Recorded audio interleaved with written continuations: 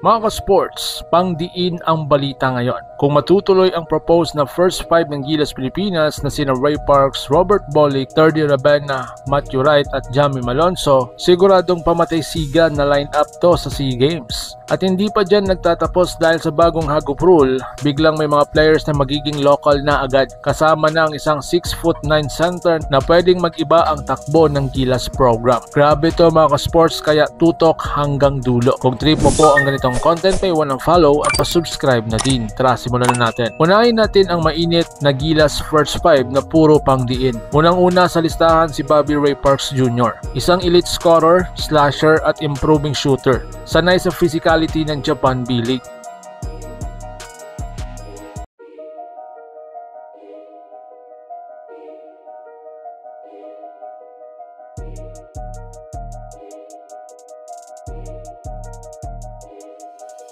Pangalawa si Robert Bolick, isang walking bucket, kayang gumawa ng puntos kahit hirap ang opensa, na kung saan Mr. Clutch din ang Gilas.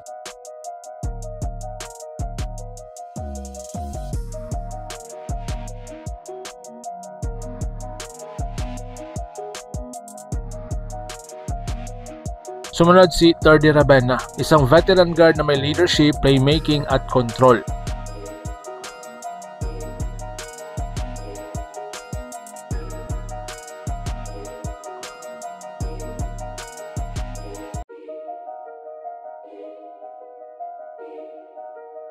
Next is si Matthew Wright, isang legit shooter, high IQ, steadying presence.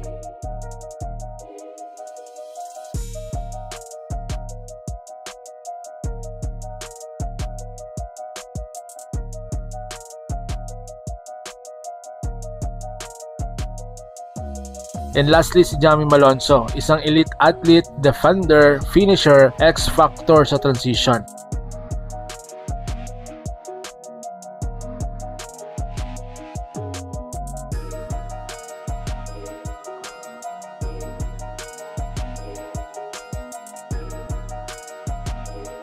Mga ka-sports, ito ang lineup na hindi mo basta ma-out-muscle, hindi mo matatakbuhan at hindi mo mapipigilan sa run and gun. Speed, meron. Defense, meron. Shooting, meron din. At experience, sobrang-sobra. Mga ka-sports, kung sa SEA Games lang ang pag-uusapan, ito ang pinaka-pamatay-siga na lineup ng inilabas ng Gilas sa maraming taon. Sa Thailand, wala po silang defender na kayang sabayan ng athleticism ni Malonzo at scoring ni Parks. Sa Indonesia, good team pero mababad sila sa switching dahil kay Wright at Bolick. Sa Malaysia at Vietnam, mismatch po sila sa speed at firepower natin. Kaya confident ang maraming coaches sa Southeast Asia na Pilipinas pa rin daw ang hari, lalo na kung ganito kalakas ang starting unit. Mga sports, ito na po ang mas malapit sa breaking news. Approve ang bagong Hagop rule mula 16 to 18 years old. Ibig sabihin, kung lumipat ang isang player ng nationality before age 18 or may dual citizenship siya bago mag-18, automatic local player siya ng FIBA. Wala nang kulang-kulang na papeles, wala nang matagal na process, pagpasok sa timeline,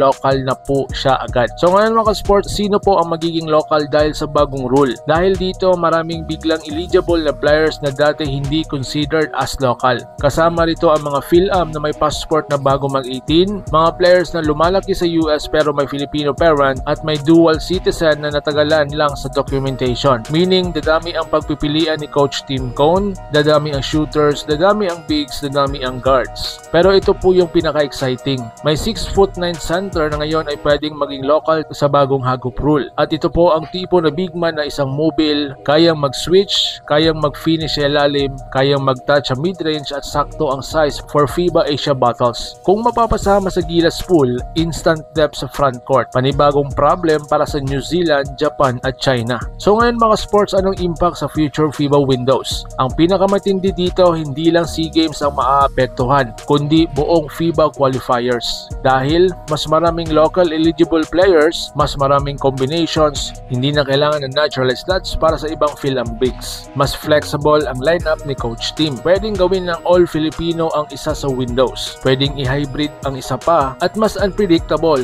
mas malakas, mas versatile. Kaya kung tutusin mga ka-sports, Gilas first 5 pa lang, pang diin na. Dagdagan mo pa ng mga bagong Hago Pro na mas lalakas pa. Tapos meron pang 6'9" center na magiging eligible, pwedeng ibang level na ito. Mga sports, ano sa tingin ninyo? Sino dapat ang magiging starting center kung mapasama ang 6'9" na eligible? At sino pa sa tingin ninyo ang dapat maging local sa bagong rule? Comment your thoughts sa ibaba at pag-usapan natin iyan. Salamat sa panunood at tulad ng lagi, puso para sa Pilipinas, laban Pilipinas puso. Like, share at subscribe at pahit na notification bell para updated po kayo mga sports sa ating mga uploads. So paano? Ingat po kayo.